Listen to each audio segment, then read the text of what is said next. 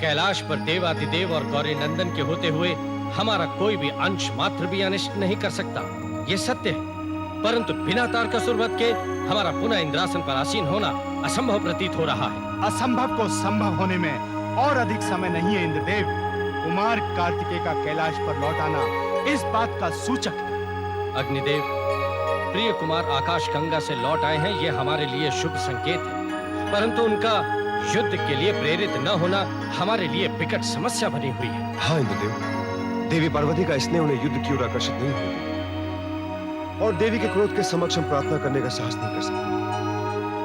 परंतु समझ में नहीं आता कि प्रिय कुमार को युद्ध के लिए किस प्रकार प्रेरित किया जाए। इसके लिए हमें चिंता करने की आवश्यकता नहीं है इंद्रदेव। हम चिंता न करें तो कौन करेगा अग्निदेव? जिन्हें करना चाहिए पवनदेव, जिन्हें इस सृष्टि के प्रत्येक प्राणी का ध्यान है, अर्थात विघ्नेश्वर गजानन गणेश। गजानन गणेश? अग्निदेव, वे तो निश्चित ही हमारे लिए सदैव चिंतित रहते हैं, परंतु इस समय हमारी चिंता का विषय है कि प्रिय कुमार को युद्ध के लिए किस प्रकार प्रेरित करें। इंद्रदेव, गजानन गणेश भी इस कार्य के लिए प्रयासरत हैं। अग्निदेव, क्या आप हमें स्पष्ट बताएंगे? इंद्रदेव, गजानन गणेश कुमार को युद्ध कला सिखा रहे हैं। इस बात से यह प्रतीत नहीं होता कि युद्ध कला सिखाने का उद्देश्य कुमार कार्तिकेय के हृदय में अस्त्रों शस्त्रों के प्रति जिज्ञासा उत्पन्न करना है। हाँ अग्निदेव, ये तो स्पष्ट है। इंद्रदेव, जब एक योद्धा के हृदय में शस्त्रों के प्रति उत्साह उत्पन्न हो जाता है तो वो स्वतः ही युद्ध की ओर आकर्षित हो जाता है। आपका कहना उचित है अग्निदेव। ये तो गजानन गणेश अप्रत्यक्ष रूप से हमारे ही हित में कार्य कर रहे हैं और प्रिय कुमार जिस तीव्रता से युद्ध कला में निपुण होते जा रहे हैं उससे हमारा लक्ष्य और भी सरल होता जा रहा है। हाँ देवेंद्र, गौरी नंदन की भांति हमें भी प्रयत्न करना चाहिए जिससे इंद्रलोक प्राप्ति का मार्ग और भी सरल हो जाए। अवश्य प्रयत्न करना चाहिए पवनदेव। यदि हम प्रिय कार्तिकेय से युद्ध कला सिखाने की बात करेंगे तो देवी पार्वती को भी किसी प्रकार की आपत्ति नहीं होगी और कुमार को तारकासुर वध की प्रेरणा भी मिलेगी। अग्निदेव, पवनदेव, ऐसे उचित कार्य हेतु हमें शीघ्र कैलाश भवन जाकर कुमार कार्तिकेय से मिलना चाहिए। प्रणाम गौरी नंदन। प्रणाम देवगण। गौरी नंदन, क्या बात है? सदैव आपके समक्ष रहने वाले कुमार कार्तिकेय दिखाई नहीं दे रहे। इंद्रदेव, कुमार कार्तिकेय भवन में है। गौरी नंदन, आप कुछ व्यथित एवं चिंतित दिखाई दे रहे हैं। क्या इसका कोई विशेष कारण है? हाँ अग्निदेव, हम प्रिय कुमार के विषय में चिंतित हैं। गौरी नंदन, युद्ध कला की शिक्षा देते समय प्रिय कुमार को किसी प्रकार की कोई क्षति तो नहीं पहुंची? नहीं देवेंद्र, हमारी चिंता का विषय है प्रिय कुमार की सुरक्षा। आप प्रिय कुमार की सुरक्षा के लिए चिंतित हैं? और वो भी कैलाश पर, जहाँ देवाधिदेव महादेव तथा आप स्वयं उपस्थित हैं। अग्निदेव, चिंता कैलाश पर हमारे रहते हुए नहीं है, बल्कि हमारे कैलाश पर ना रहने की है। गौरी नंदन, यदि आप कैलाश पर नहीं रहेंगे तो फिर कहाँ जाएंगे? देवेंद्र, हम स्वयं जाना नहीं चाहते, परंतु कमलाक्ष और तारकाक्ष इस प्रयास में है कि वे किसी भी प्रकार हमें कैलाश छोड़ने पर विवश कर दें। गौरी नंदन, भला बिना आपकी इच्छा के कैलाश से आपको कोई कैसे दूर कर सकता है? और तारकाक्ष और कमलाक्ष का आपके समक्ष मूल्य ही क्या है? नहीं अग्निदेव, शत्रु को कभी निर्बल नहीं समझना चाहिए और ये मत भूलिए कि दैत्य गुरु शुक्राचार्य भी उनके साथ हैं। दैत्य गुरु शुक्राचार्य? परंतु गजानन, शुक्राचार्य तो अपनी शक्तियां क्षीण होने के पश्चात समाधिस्थ हो गए थे। समाधि में रहकर उन्होंने अपनी शक्तियां पुनः प्राप्त कर ली हैं। अब वे अपना प्रतिशोध लेने के कारण और अधिक शक्तियों के साथ असुरों को मार्गदर्शन करेंगे। ये तो बड़ा ही अशुभ समाचार है गौरी नंदन। हाँ गौरी नंदन, शक्तियां प्राप्त होने के पश्चात अवश्य ही दैत्य गुरु अपने कुटिल मस्तिष्क से कूटनीति बनाने का प्रयास करेंगे। प्रयास करेंगे नहीं अग्निदेव, वे प्रयास कर चुके हैं। ये आप क्या कह रहे हैं गजानन? अर्थात वो रणनीति बना चुके हैं? हाँ इंद्रदेव, रणनीति तो बना ही चुके हैं और उसके साथ साथ प्रथम चरण का प्रयोग भी कर चुके हैं। क्या किया है इन्होंने? क्या प्रिय कुमार का कोई अनिष्ट तो नहीं हुआ? पवन देव, हमारे रहते कोई हमारे भ्राता श्री का अंश मात्र भी अनिष्ट नहीं कर सकता। उन्होंने एक कृत्या को भेजकर हमें कैलाश से दूर ले जाने का प्रयत्न अवश्य किया था, परंतु उसे हमने विफल कर दिया। गौरी नंदन, किस प्रकार का प्रयत्न किया था? उन्होंने कृत्या को एक दुखियारी स्त्री के रूप में हमारे समक्ष भेजा, जो ये प्रार्थना कर रही थी कि हम उसके साथ जाकर उन असुरों को दंड दें जिन्होंने उसे हमारी पूजा अर्चना करने से रोका है तथा उस दुखियारी को आहत कर दिया है। तो आपने उसे दंड नहीं दिया गौरी नंदन? इस प्रकार कैलाश पर आकर और मिथ्या भाषण करने पर उसे मृत्यु दंड मिलना चाहिए था। हमने भी उसे वही दिया अग्निदेव, परंतु हमें चिंता इस बात की है कि कृत्या के समाप्त होने की सूचना पाकर शुक्राचार्य और उग्र हो जाएंगे और प्रतिशोध लेने के लिए कहीं कैलाश पर आक्रमण न कर दें। आप निश्चिंत रहें गौरी नंदन। देवी पार्वती के आशीर्वाद से हमारी शक्तियां भी हमें पुनः प्राप्त हो चुकी हैं। अतः कैलाश पर किए गए असुरों के आक्रमण को विफल करना अब हमारा उत्तरदायित्व है। हाँ गौरी नंदन, प्रथम तो वे कैलाश पर आक्रमण करने की भूल करेंगे नहीं, और यदि आक्रमण किया तो परिणाम स्वरूप उन असुरों को अपने प्राणों से हाथ धोना पड़ेगा। और अब यदि असुरों ने पुनः कैलाश पर आक्रमण करने की धृष्टता की तो ये उन राक्षसों के लिए दुर्भाग्यशाली सिद्ध होगी। कैलाश पर आक्रमण नितांत आवश्यक हो गया है महारानी कृच्छ्रा, और हमें केवल महादेव के समाधिस्थ हो जाने की प्रतीक्षा है। नहीं गुरुदेव नहीं, ऐसा निर्णय ना लीजिए जिससे सर्वनाश का पूर्वाभास मिल रहा हो। सर्वनाश का पूर्वाभास? या क्या कह रही है महारानी? हम सत्य कह रहे हैं गुरुदेव। देवादिदेव और गौरी नंदन से शत्रुता मोल लेना बुद्धिमानी नहीं है। आप तो उनकी शक्तियों से भली भांति परिचित हैं। समस्त सृष्टि ही नहीं, देवता गण भी उनकी पूजा आराधना करते हैं। उनसे शत्रुता का ये विचार अपने मन से निकाल दीजिए गुरुदेव, शांत हो जाइए। देखिए महारानी, क्या आपको आभास है कि आप हमारे शत्रुओं की प्रशंसा करके हमारा आत्मबल क्षीण कर रही है? आत्मबल को क्षीण करने की हमारी कोई कामना नहीं है गुरुदेव। हम तो आपको सत्यता से अवगत करा रहे हैं। आक्रमण को छोड़कर और कोई भी निर्णय ले लीजिए गुरुदेव। महारानी कृच्छ्रा महान शक्तिशाली दैत्यराज तारकासुर की पत्नी है। आपके मुखमंडल पर भय और आतंक की ये रेखाएं शोभा नहीं देती महारानी। क्या आपको अपने पति के पराक्रम का स्मरण नहीं रहा? स्मरण तो आपको नहीं रहा गुरुदेव कि इन्हीं शक्तिशाली दैत्यराज के पुत्र संघारकासुर की कैलाश पर इन देवताओं ने क्या दुर्गति की थी। देवादिदेव और गौरी नंदन की शक्ति को आप इतने शीघ्र विस्मृत कैसे कर गए गुरुदेव?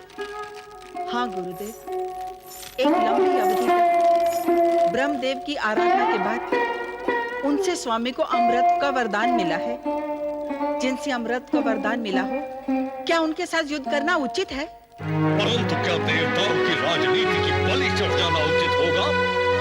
क्या शिवांश के हाथों तारकासुर का वध होते हुए देखना उचित होगा? आपको ज्ञात है महारानी कि कैलाश पर शिवांश का जन्म हो चुका है। आपको यह भी ज्ञात है कि शिवांश के हाथों तारकासुर के वध की पूर्ण घोषणा हो चुकी है।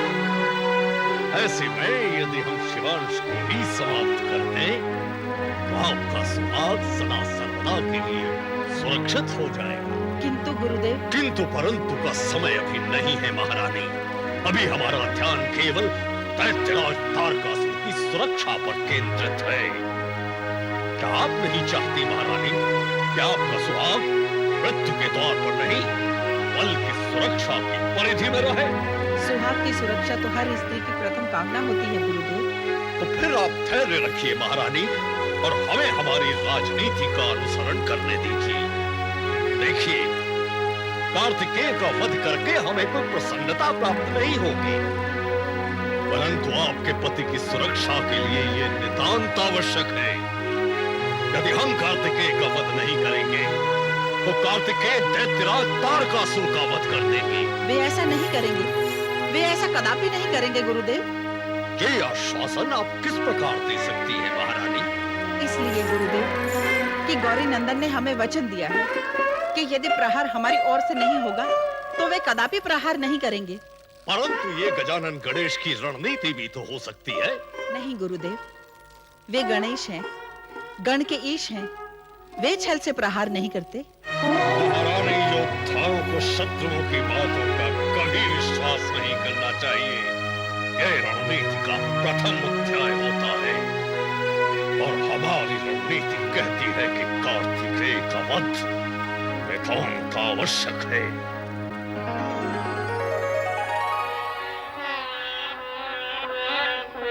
प्रणाम पिताश्री। आयुष्मान भव पुत्र। आप अकेले आए हैं? आपके साथ आपके भ्राता गणेश नहीं है? भ्राताश्री को अवसर ही कहाँ है? वह सदैव अपने कार्य में व्यस्त रहते हैं। उनके पास हमारे साथ क्रीड़ा करने का अवसर ही नहीं है। आप रुष्ट ना हो पुत्र। पुत्र गणेश के कंधों पर और भी कई उत्तरदायित्व हैं और अपने उत्तरदायित्व को निभाना वो अपना कर्तव्य मानते हैं। पिताश्री, एक विषय है जो हमारे मन में प्रश्न बना हुआ है। ऐसा कौन सा विषय है पुत्र जिसने आपको चिंता में डाल दिया? पिताश्री, कोई तो बात अवश्य है जो भ्राताश्री हमसे छुपा रहे हैं। हम जब भी उनसे प्रश्न पूछते हैं तो वो कुशलता से टाल जाते हैं। जब भी किसी से वार्ता करते हैं तो हमारी उपस्थिति में नहीं करते हैं। संभवतः पुत्र गणेश आपको अपना नन्हा सा भ्राता समझकर गंभीर विषयों से दूर रखना चाहते होंगे। मात्र भ्राताश्री की बात का नहीं है पिताश्री। भ्राताश्री से उत्तर प्राप्त नहीं हुआ तो हम माताश्री के पास चले गए और उनसे भी यही प्रश्न पूछा। तो क्या कहा आपकी माताश्री ने? माताश्री ने बड़े स्नेह के साथ हमें अपनी गोद में बिठाया और हमारे ललाट पर ममता भरा चुम्बन दिया और हमसे कहा कि हम देवी जया और देवी विजया के साथ बैठकर मोदक बना रहे हैं और हम अभी आपके प्रश्न का उत्तर नहीं दे सकते। प्रिय पुत्र, आपकी माताश्री को ज्ञात है कि आप दोनों को मिष्ठान अति प्रिय है। वो आपके लिए मोदक बना रहे हैं, माता होने का उत्तरदायित्व निभा रहे हैं, इसलिए वे आपके प्रश्न का उत्तर नहीं दे पाई। पिताश्री, सभी अपने अपने उत्तरदायित्व निभाने में व्यस्त है। किसी के पास भी हमारे लिए समय नहीं है, तो आप ही हमें कोई उत्तरदायित्व सौंप दीजिए। पुत्र, आप अभी बालक हैं। परंतु पिताश्री, आपको स्मरण होगा कैलाश आगमन के समय ही आपने हमारे जीवन के उद्देश्य की सूचना दी थी। आप किस उद्देश्य की बात कर रहे हैं? दैत्य तारकासुर के वध का उद्देश्य पिताश्री। हमें भली भांति स्मरण है पुत्र। इसी उद्देश्य को पूर्ण करने हेतु आपको आकाश गंगा से कैलाश लाया गया। पुत्र गणेश द्वारा आपको युद्ध कला सिखाना इसी उद्देश्य की कड़ी है पुत्र। अब तो मात्र उपयुक्त अवसर की प्रतीक्षा है। आपको आपका उत्तरदायित्व शीघ्र सौंप दिया जाएगा। और एक जिज्ञासा है पिताश्री। निसंकोच कहो पुत्र। पिताश्री, आकाश गंगा में तो हम माता सिद्धि होगा और माता महेश्वरी के साथ क्रीड़ा करते हुए लंबी दूरी तक चले जाया करते थे। ये तो बड़े हर्ष की बात है। परंतु यहाँ तो हमें भवन से बाहर आने की अनुमति ही नहीं है। देवी जया ने बताया है कि भ्राताश्री का आदेश है कि हम भवन से बाहर न जाए, भवन में ही क्रीड़ा करें। आप निर्भयता से संपूर्ण कैलाश पर विचरण कीजिए पुत्र। भवन से बाहर जहाँ भी जाना चाहें, निसंकोच जाएं। आपको किसी से भयभीत होने की कोई भी आवश्यकता नहीं है। परंतु हम भ्राताश्री के आदेश की अवहेलना कैसे कर सकते हैं? पुत्र गणेश से इस विषय पर हम स्वयं वार्ता कर लेंगे। प्रणाम गौरीनंदन। प्रणाम महामुनि विश्वकर्मा। प्रणाम मुनिवर वीरभद्र। गौरीनंदन, आपने हमें स्मरण किया। हाँ महामुनि, हमने आपको एक विशेष प्रयोजन हेतु स्मरण किया है। आदेश दे गौरीनंदन। आपकी चिंता का विषय क्या है? चिंता का विषय है प्रिय कुमार का हठ। वे भवन से बाहर जाने की अनुमति मांगते हैं और अकेले बाहर जाने की अनुमति ना देने पर वे हमसे कारण ज्ञात करना चाहते हैं। प्रतिबंधित होने पर कारण जानने की जिज्ञासा उत्पन्न होना स्वाभाविक है गौरीनंदन। आप सत्य कह रहे हैं महामुनि। प्रिय कुमार को अपनी जिज्ञासा का समाधान ना होने पर वे यही प्रश्न कभी माताश्री तो कभी पिताश्री के समक्ष जाकर दोहराते हैं। आप आज्ञा दे गौरीनंदन, हमें क्या करना होगा? असुरों के किसी भी अकस्मात आक्रमण के लिए आप दोनों सावधान रहे महामुनि विश्वकर्मा। नंदीश्वर, भृंगीश्वर और समस्त शिवगणों को पूर्णतः चौकन्ना रहने का आदेश दे दीजिए महामुनि। आपकी आज्ञा शिरोधार्य है गौरीनंदन। हम सदैव सचेत रहेंगे। और यही नहीं, ये असुर प्रिय कुमार के वध हेतु किसी भी मायावी शक्ति का प्रयोग कर सकते हैं। बल से जो संभव नहीं होता तो ये असुर छल की प्रवृत्ति अपनाने से भी संकोच नहीं करते हैं। इसीलिए हमें सदैव इन असुरों से चौकन्ना रहना होगा महामुनि। कैलाश की सुरक्षा हमारा प्रथम उत्तरदायित्व है गौरीनंदन। इस विषय में हम प्रिय भ्राताश्री को कुछ नहीं बताना चाहते। युद्ध आक्रमण से हम प्रिय कुमार को विलग रखना चाहते हैं। आपका अपने भ्राताश्री के प्रति प्रेम सराहनीय है गौरीनंदन, परंतु एक बात हमारी समझ में नहीं आ रही है कि आपकी उपस्थिति में कैलाश पर आक्रमण करने का दुस्साहस भला कौन करेगा? महामुनि सत्य कह रहे हैं गौरीनंदन। किसी में भी इतना साहस नहीं कि कैलाश पर आक्रमण करने की बात भी मन में लाए। है मुनिवर वीरभद्र है। दैत्य गुरु शुक्राचार्य इससे पूर्व भी आक्रमण करने का दुस्साहस कर चुके हैं। उस दुस्साहस का उन्हें दंड मिल चुका है गौरी नंदन। संघार का सुर को खोकर इसके पश्चात भी वे कैलाश पर आक्रमण करने का दुस्साहस करते हैं तो ये उनकी मूर्खता होगी। मूर्खता करना तो उन असुरों की परंपरा है महामुनि। हमारी ही पूजा आराधना करके हमसे ही वरदान प्राप्त करते हैं और वरदान प्राप्त हो जाने पर अपनी शक्ति के अभिमान में इतने चूर हो जाते हैं कि उन्हें ये भी ज्ञात नहीं रहता कि वे किससे युद्ध करने जा रहे हैं। शुक्राचार्य ने भी यही रणनीति अपनाई है। शुक्राचार्य की रणनीति और उनके प्रयास को तो आपने पूर्णतः विफल कर दिया है गौरी नंदन। इसके पश्चात भी दैत्य गुरु शुक्राचार्य अपने प्रयास और अपनी रणनीतियों को पुनः दोहराने की मूर्खता करते रहते हैं। यही शुक्राचार्य की धृष्टता संपूर्ण असुर साम्राज्य के सर्वनाश का कारण बनेगी। असुर साम्राज्य का सर्वनाश तो निश्चित ही है महामुनि, परंतु कहीं असुरों का अकस्मात आक्रमण न हो जाए, इसीलिए हमें सदैव सचेत रहना होगा और कैलाश को सभी दिशाओं से सुरक्षित रखना होगा। किस सुरक्षा की बात कर रहे हो तारकाक्ष? कैलाश की सुरक्षा गुरुदेव। हमें सूचना प्राप्त हुई है कि उस गजमुखी गणेश ने कैलाश की सुरक्षा बढ़ा देने का आदेश दिया है और समस्त कैलाश वासियों को सावधान तथा चौकन्ना रहने को कहा है। अर्थात गजानन गणेश को हमारे आक्रमण की योजना का आभास मिल चुका है। आपका अनुमान सत्य है गुरुदेव। कृत्या को कैलाश भेजने की योजना से ही संभवतः गजानन गणेश ने ये अनुमान लगा लिया होगा। यदि गणेश ने ऐसा अनुमान लगा भी लिया तो भी हमें लेश मात्र अंतर नहीं कर सकता। हमारी भुजाओं में इतनी शक्ति है कि हम कार्तिकेय का वध कर देंगे। मूर्खतापूर्ण वार्ता न किया करो तारकाक्ष। गजानन गणेश की शक्ति को तुम इतना शीघ्र भूल गए? क्या तुम्हें ज्ञात नहीं कि गजानन गणेश ने अनेक बार हमारे आक्रमण को विफल किया है? क्या तुम्हें यह भी ज्ञात नहीं कि महादेव के रौद्र रूप के समक्ष हमारी रक्षवाहिनी सेना जलकर मुट्ठी भर राख में परिवर्तित हो गई थी? युद्ध में केवल बाहुबल की आवश्यकता ही नहीं होती, बुद्धि बल भी आवश्यक होता है। आप उचित कह रहे हैं दैत्य गुरु, परंतु ऐसी विकट परिस्थिति में अब आप ही हमें बताएं कि हमें क्या करना चाहिए।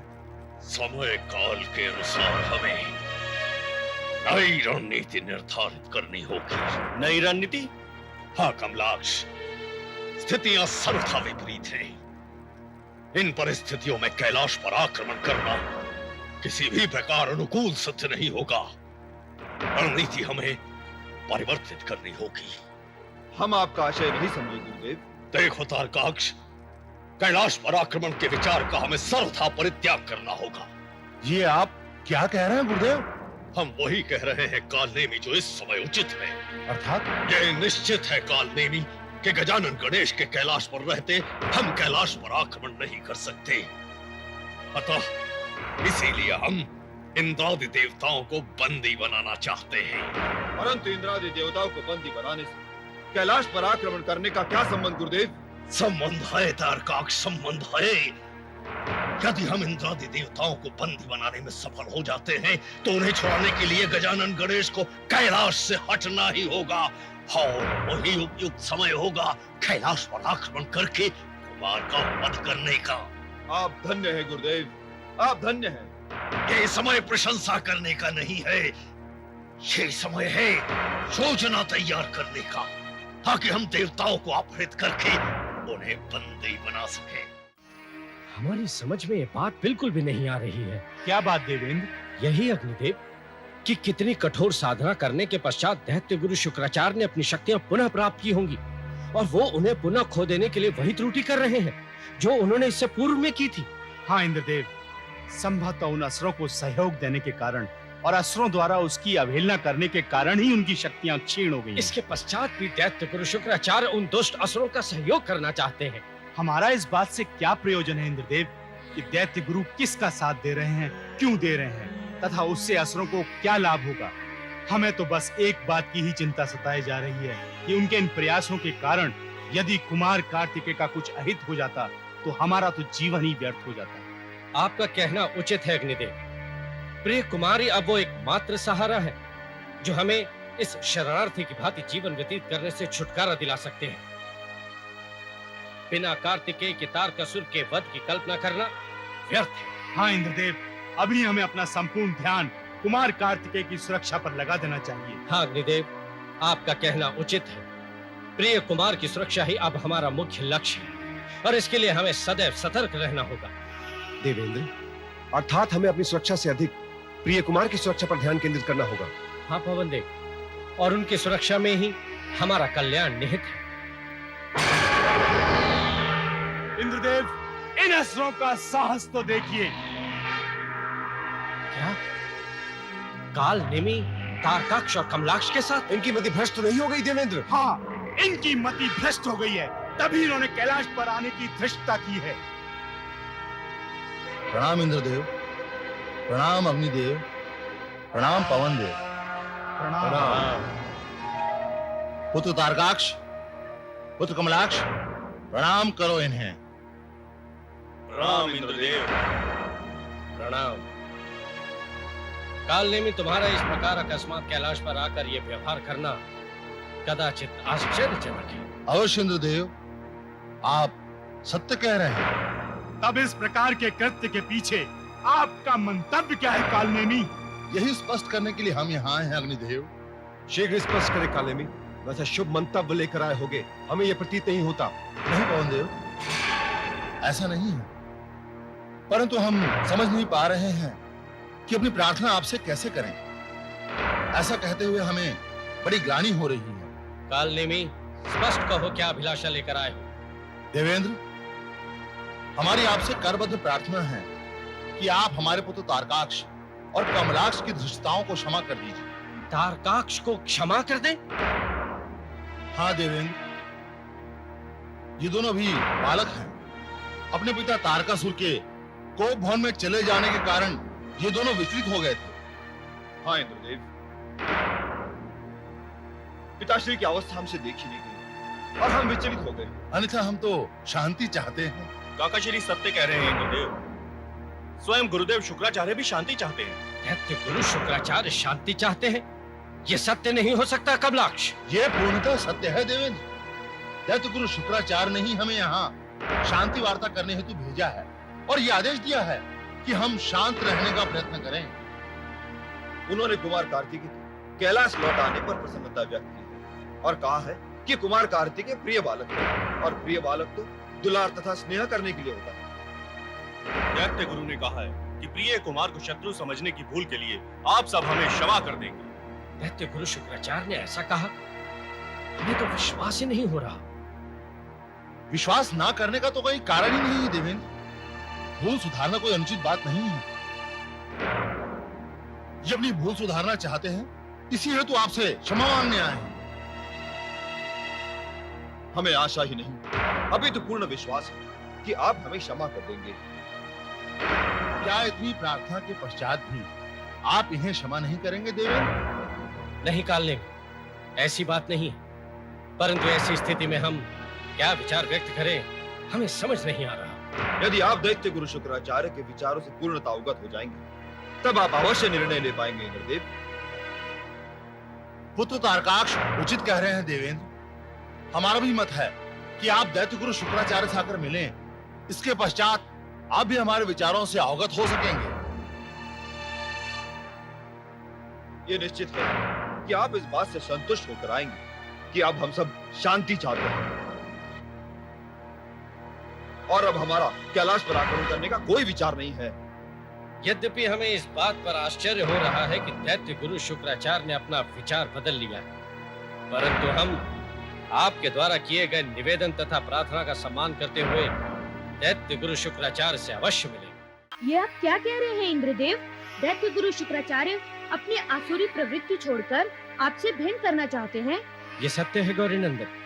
काल नेमि स्वयं तारकाक्ष और कमलाक्ष के साथ हमारे समक्ष उपस्थित हुआ था और उसने हमसे प्रार्थना की थी कि हम तारकाक्ष और कमलाक्ष को क्षमा कर दें। और कालनेमी ने यह भी बताया कि शुक्राचार्य स्वयं अपने व्यवहार से लज्जित हैं और पूर्णतः शांति चाहते हैं। नहीं पवन देव, हमें यह सत्य प्रतीत नहीं हो रहा है। अवश्य ही इसमें शुक्राचार्य की कोई चाल है। नहीं गजानन, जिस प्रकार कालनेमी ने क्षमा याचना की थी, उससे तो ऐसा प्रतीत होता है कि वो कुमार से भयभीत होकर ऐसा करने पर विवश हो गए हैं। नहीं अग्निदेव, ऐसा नहीं है। परंतु गजानन, उन तीनों का कैलाश आगमन तो यही दर्शा रहा है। यही तो आप सबकी समस्या है अग्निदेव। आप सब वही देखते हैं जो शुक्राचार्य दिखाना चाहते हैं। ये आप क्यों भूल जाते हैं कि शुक्राचार्य एक महान कूटनीतिज्ञ हैं और उनकी नीतियों को समझना आसान नहीं है। गौरीनंदन, यदि वे असुर अपनी करनी पर लज्जित नहीं हैं, तो उन्हें यहाँ आने की क्या आवश्यकता थी? हाँ गौरीनंदन, और इस प्रकार उन्हें क्षमा याचना करने की आवश्यकता क्या थी? अवश्य पवनदेव, निश्चय ही उन्हें क्षमा याचना करने की आवश्यकता नहीं थी और तारकासुर वध से बचने के लिए उनको आसुरी प्रवृत्तियां छोड़ देना ही पर्याप्त था। परंतु इस प्रकार अपने आप को लज्जित दर्शाना भी उचित नहीं था। उसके पश्चात भी वे ऐसा क्यों कर रहे हैं अग्निदेव? हो सकता है गजानन, तारकासुर के अपनी मृत्यु के भय से कोप भवन में चले जाने के कारण उनका मनोबल निर्बल पड़ गया हो, अथवा आपके द्वारा कृत्या को समाप्त कर देने के कारण संभवतः शुक्राचार्य को अपनी शक्तियों के निर्बल होने का आभास हो गया हो। यह भी हो सकता है गजानन कि हमारे द्वारा पुनः शक्तियां प्राप्त कर लेने के कारण वो हमारी शक्तियों का सामना करने में असमर्थ हों। नहीं अग्निदेव, ये सब अर्थहीन बातें हैं जिनका कोई औचित्य नहीं। गौरीनंदन, हम आपसे सहमत हैं, परंतु यदि ये असुर वास्तव में ही लज्जित हैं और आपसे क्षमा याचना करना चाहते हैं, तो आपको उन्हें एक अवसर अवश्य देना चाहिए। हाँ गौरीनंदन, वे शांति चाहते हैं। ये तो संपूर्ण सृष्टि के लिए प्रसन्नता का विषय है। गौरीनंदन, उनके अनुरोध का स्वागत करते हुए हमें शुक्राचार्य से अवश्य मिलना चाहिए। अवश्य इंद्रदेव, आपके परामर्श पर विचार किया जा सकता है, परंतु ये तभी संभव हो सकेगा जब आपके साथ शुक्राचार्य के समक्ष हम जाएं। हम आपका तात्पर्य नहीं समझे गौरीनंदन।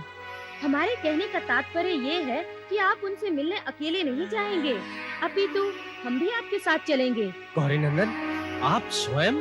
हाँ इंद्रदेव, हम आपकी इन बातों से सहमत नहीं हो पा रहे हैं कि दैत्य गुरु शुक्राचार्य ने क्षमा याचना करने के लिए आपको आमंत्रित किया है। हम दैत्य गुरु शुक्राचार्य की कूटनीति से भली भांति परिचित हैं, अतः हम स्वयं चलकर ये देखना चाहते हैं कि दैत्य गुरु शुक्राचार्य के कैलाश पर आकर इस प्रकार व्यवहार करने का कारण क्या है। काल ने भी तुमने इंद्रादि देवताओं को निमंत्रित किया? हमने देवताओं को निमंत्रण देने के लिए नहीं कहा था। हमने उन्हें बंदी बनाने के लिए रणनीति निर्धारित करने को कहा था और तुम निमंत्रण देने स्वयं कैलाश गए थे। जी दैत्य गुरु।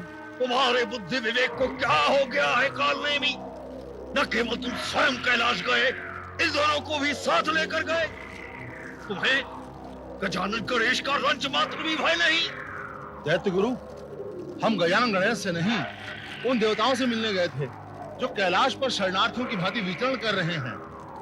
हाँ गुरुदेव, काकाश्री ने उनकी इसी निर्बलता का लाभ उठाते हुए उन्हें यहाँ आने का निमंत्रण दिया है। गुरुदेव, काकाश्री ने ऐसा जाल बिछाया है कि इंद्र आदि देवताओं को यहाँ आना ही होगा और उनके आते ही हम उन्हें बंदी बना लेंगे। परंतु तुमने ऐसा क्या किया है कालनेमी जो देवताओं को यहाँ आने के लिए विवश होना पड़ेगा? गुरुदेव, हमने उन्हें विश्वास दिलाया है कि हम अपने पूर्व में किए गए कृत्यों से लज्जित हैं और पूर्णतः शांति चाहते हैं, और इसी प्रयोजन हेतु आपने उन्हें यहाँ निमंत्रित किया है। कालनेमी, तुम्हारी बुद्धि भ्रष्ट हो गई है। हमने बुलवाया है, तुम सभी देवताओं को मूर्ख समझते हो क्या? तुम्हारे मस्तिष्क में छुपी योजना वो भाप नहीं गए होंगे? नहीं गुरुदेव, कदापि नहीं। अभी तो देवतागण हमारे निमंत्रण से प्रसन्न चित्त दिखाई दे रहे थे। इंद्रदेव के नेत्रों में इंद्रलोक प्राप्ति की स्वर्णिम चमक हमने स्वयं देखी थी, और इस प्रकार शरणार्थियों की भांति जीवन व्यतीत करते हुए इंद्रलोक के प्रति उनका मोह बढ़ता जा रहा है। गुरुदेव, वे अवश्य आएंगे, ये हमारा विश्वास है। मूर्ख हो तुम तारकाक्ष, महामूर्ख हो। यदि हमारे निमंत्रण की भनक भी गजानन गणेश को पड़ गई तो अवश्य समझ जाएंगे कि यह हमारी ही कपट नीति है कि इनके इन प्रकार हम देवताओं को बंदी बनाना चाहते हैं। गजानन गणेश, आप सत्य कह रहे हैं दैत्य गुरु शुक्राचार्य। हमें पता था कि ऐसा ही कुछ होने वाला है। दैत्य गुरु शुक्राचार्य, आप ऐसा करके एक बार पुनः अपनी सीमा लांघ रहे हैं। ये आप क्या कह रहे हैं? हमें तो आपको यहाँ देखकर अति प्रसन्नता हो रही है। हमारे अहोभाग्य जो आप यहाँ पधारे। शुक्राचार्य, इस प्रकार का अभिनय करना उचित नहीं है। शुक्राचार्य, हम आपको दर्शन देने नहीं आए हैं, अपितु आपकी धृष्टताओं के लिए आपको चेतावनी देने आए हैं। हमने तो कोई धृष्टता नहीं की भगवान, हम तो केवल शांति चाहते हैं। और शांति चाहने की आड़ में आप हमें बंदी बनाना चाहते थे। देवेंद्र, हमने आपसे कहा था कि इसमें इनकी कोई न कोई चाल छिपी है। दैत्य गुरु शुक्राचार्य, हमें आश्चर्य हुआ था जब इंद्रदेव ने आकर आपका प्रस्ताव हमारे समक्ष रखा। हमें तो विश्वास ही नहीं हुआ कि वो दैत्य गुरु शुक्राचार्य जो सदैव ही असुरों के साम्राज्य के विस्तार का स्वप्न देखते हैं, वो शुक्राचार्य शांति चाहते हैं। ये तो हमारी बुद्धिमता थी कि हमने यहाँ आने से पूर्व इस सूचना से गजानन गणेश को अवगत कराना उचित समझा। अन्यथा आपने अपने कुटिल मस्तिष्क में योजना बनाने में कोई कमी नहीं छोड़ी। शुक्राचार्य, हमें ज्ञात था कि आपके मस्तिष्क में क्या चल रहा था, और इस निमंत्रण को सुनते ही हम समझ गए थे कि आप इंद्र आदि देवताओं को यहाँ बुलाकर बंदी बनाना चाहते हैं। ये आप क्या कह रहे हैं विघ्नेश्वर? इस प्रकार की किसी योजना में हमारा कोई योगदान नहीं है। हम सब तो केवल शांति चाहते हैं भगवान। कुमार कार्तिकेय, उनके अनिष्ट का तो हम सोच ही कैसे सकते हैं। कुमार कार्तिकेय तो हमें अत्यंत प्रिय है भगवान। असत्य भाषण करना बंद करो शुक्राचार्य। यदि कुमार तुम्हें प्रिय होते तो तुम कुमार को समाप्त करने हेतु कभी कृत्या को कैलाश नहीं भेजते। कृत्या को कैलाश भेजा हमने? ये आप क्या कह रहे हैं गजानन? दैत्य गुरु शुक्राचार्य, हम आपकी प्रत्येक शक्ति से पूर्णतः परिचित हैं। जब कृत्या दुखियारी स्त्री बनकर हमारे समक्ष उपस्थित हुई थी, हम उसी क्षण समझ गए थे कि वो स्त्री और कोई नहीं, आप ही की शक्ति का रूप है। और इसके पश्चात भी आपने हमारे विरुद्ध पुनः कूटनीति की रचना की, जिससे आप हमें बंदी बना सके। परंतु हमारे रहते हुए ऐसा कदापि संभव नहीं हो सकता। शुक्राचार्य, हमारे कैलाश पर उपस्थित रहते हुए तुम कुमार तो क्या, किसी भी कैलाश वासी का अंश मात्र भी अनिष्ट नहीं कर पाओगे। और हाँ, तुम्हारी कोई भी कूटनीति हमारे रहते फलीभूत नहीं हो पाएगी। परंतु जब हम कह रहे हैं कि हमारा अनिष्ट करने का कोई विचार नहीं था, तो आप... तुम्हारी भलाई इसी में तारकाक्ष की तुम शांत रहो। तारकाक्ष, निर्दोष देव वार्ता कर रहे हो तो व्यवधान उत्पन्न नहीं करना चाहिए। शुक्राचार्य, हमने आपको पूर्व में भी चेतावनी दी थी कि आप हमारे समक्ष ऐसी कूटनीतियों से भरी चालें चलने का प्रयास कदापि न करें। कृपया शांत हो जाइए विघ्नेश्वर, शांत हो जाइए। दैत्य गुरु शुक्राचार्य, हम तब तक शांत रहेंगे जब तक आप शांत हो। अर्थात यदि हमें शांत रखना चाहते हो तो स्वयं को शांत रखने का प्रयास करो। यदि इसके पश्चात आपने ऐसा कुछ भी करने का प्रयास किया जिससे कैलाश की शांति भंग हो, तो ये समझ लो शुक्राचार्य कि संपूर्ण असुर साम्राज्य का विनाश निश्चित है। नहीं विघ्नेश्वर, हमारे विश्वास दिलाते हैं, हमारे द्वारा ऐसा कोई कार्य नहीं होगा। और एक बात तुम भी सुन लो तारकाक्ष कालनेमी, यदि इसके पश्चात तुमने या किसी भी असुर ने कैलाश पर आने का प्रयत्न किया और कुमार कार्तिकेय का अनिष्ट करने की चेष्टा भी की, तो वो असुर निश्चय ही दंड का भागी होगा।